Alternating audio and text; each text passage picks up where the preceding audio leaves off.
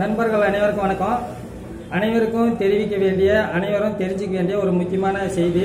தயவு செய்து நேற்று பொறுத்த வரைக்கும் 4:30 மேலே எலெக்ஷன் டேட்டு அனௌன்ஸ் பண்ணிட்டாங்க. அதை தொடர்ந்து எல்லாரும் ரொம்ப வேதனையில், கடுமையான மன உளைச்சலில் இருக்கிறீங்க. அது எல்லோரும் தெரிஞ்சு போன விஷயம்தான். அடுத்து என்ன அப்படின்னு சொன்னால், தயவு செய்து சமூக வலைத்தளத்தில் உங்கள் கருத்தை தவறாக பதிவு பண்ணாதீங்க. அது உங்கள் வாழ்க்கைக்கே பெரிய பிரச்சனையாக போயிடும். நான் இதை குறிப்பாக ஏன்னா கோவத்தில் நம்ம ஏதோ ஒன்று பதிவிட்டுருவோம். அது எலெக்ஷன் டைமில் யாரையோ பாதிச்சிருச்சுன்னா கண்டிப்பாக ஒட்டுமொத்த வாழ்க்கையும் வீணாயிரும். தயவுசெய்து தவறான கருத்துக்களை யாரும் பதிவிட வேண்டாம். அதை நான் தெரிஞ்சுக்கிறேன். உங்கள் வாழ்க்கைக்கு தான், உங்கள் வாழ்க்கையோட நன்மைக்கு தான் நான் சொல்ல வரேன். சரிங்களா? எந்த ஒரு சமூக வலைத்தளம் சரி, தயவுசெய்து உங்கள் ஆத்திரத்தை வெளியிட்டாதீங்க. சரிங்களா? பொறுமையாக இருக்க வேண்டியது அவசியம். பொறுமை தான் ஜெயிக்கும்.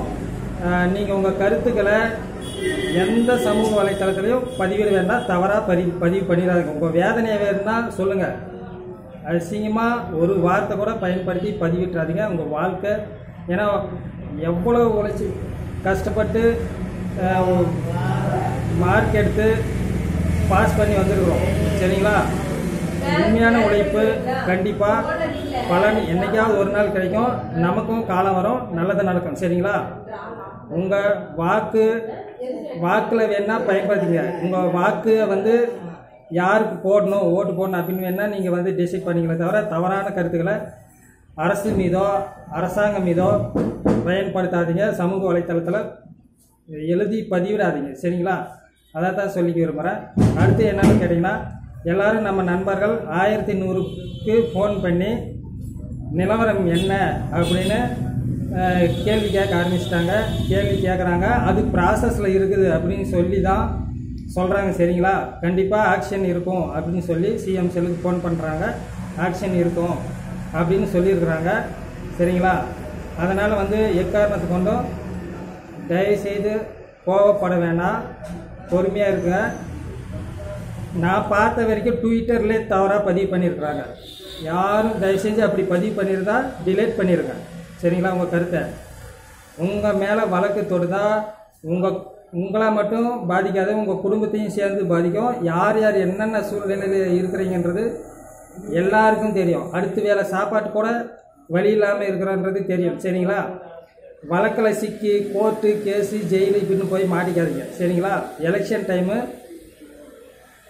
ரொம்ப வழக்குகள் ரொம்ப எடுக்க ஆரம்பிச்சிட்டாங்கன்னா பாதிப்பு கடுமையாக இருக்கும். சரிங்களா? தயவுசெய்து தவறான கருத்துக்களை பதிவுகளை போடாதீங்க நண்பர்களே. இதைத்தான் நான் இப்போ கேட்குறேன். அடுத்தடுத்த செய்திகளை நான் உடனுக்குடன் தெரிவிக்கிறேன். சரிங்களா? ஆக்ஷன் எடுத்துகிட்டு இருக்காங்க அப்படின்னு சொல்லியிருக்கிறாங்க. ப்ராசஸில் இருக்குது அப்படின்னு சொல்லிட்டு, நடந்தாலும் சரி, எது நடந்தாலும் சரி, ஆக்ஷன் எடுத்து போஸ்டிங் போட்டாலும் சரி, போஸ்டிங் போடணுன்னாலும் சரி, பொறுத்திருந்து பார்ப்போம். இன்னொரு முக்கியமான விஷயம், படிக்கிறத விட்டுறாதீங்க. எந்த ஆட்சி வந்தாலும் சரி, நம்ம வேலையை நாம் செய்வோம். படிக்கிறத விட்டுறாதீங்க. சரிங்களா? எதுக்கும் தயாராக இருந்துக்கிறது நம்ம நல்லது. யார் தேர்வு வைப்பாங்க, இல்லை தேர்வு எழுதாமல் போஸ்டிங் போடுவாங்க, அதை பற்றி யாரும் நம்ப வேணாம். நம்மளுடைய உழைப்பை செலுத்துங்க. எப்படி சூழ்நிலை வந்தாலும், தேர்வு வச்சாலும் சரி, இல்லை அப்படியே போஸ்டிங் போட்டாலும் சரி, அதுக்கு நம்மளே தயார்படுத்திக்கிறதுக்கு பார்த்துக்குங்க. சரிங்களா? யாரை நம்பியும் நம்ம பொழப்பு இருக்கக்கூடாது. நம்மளையே நம்பி மட்டும்தான் பொழப்பு இருக்கணும். நன்றி நண்பர்களே.